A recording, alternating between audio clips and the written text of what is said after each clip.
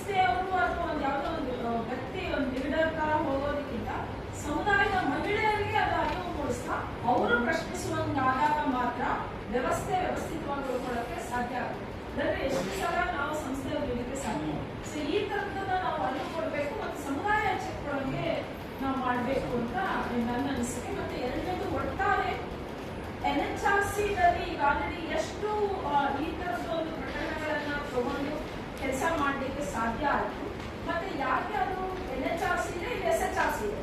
SHRC ಯ ಜವಾಬ್ದಾರಿ ಕೂಡ ಆಗಿರ್ಬೇಕು ಇದು ಅಲ್ವಾ. National level and state level ಆಗಿದೆ ಅಂದಾಗ ನಾವು ಸ್ಟೇಟ್ ಲೆವೆಲ್ ಅಡ್ವೊಕೇಸಿ ಮಾಡುವಾಗ ಇವರೆಲ್ಲರೂ ಸೇರಿ ಒಂದು ಸ್ಟೇಟ್ ಅಥಾರಿಟಿ ಜೊತೆ ಒಂದು ಲಾಬಿಂಗ್ ಮೀಟಿಂಗ್ ಮಾಡಬಹುದಾ, ಅದನ್ನು ಕೂಡ ನಾವು ಯೋಚನೆ ಮಾಡಬಹುದು ಅಂತ ಅನಿಸ್ತದೆ.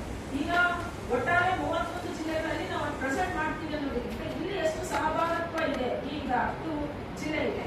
ಅದ್ರ ಜೊತೆಲಿ ಇನ್ಯಾವ ನೆಟ್ವರ್ಕಿಂಗ್ ಗ್ರೂಪ್ನವರು ಬರ್ಲಿಕ್ಕೆ ಆಗದೆ ಇರುವಂತವರು ಕೂಡ ನೆಟ್ವರ್ಕಿಂಗ್ ಗ್ರೂಪ್ ಅಲ್ಲಿ ಸಿಗ್ತಾರೆ ನಮಗೆ.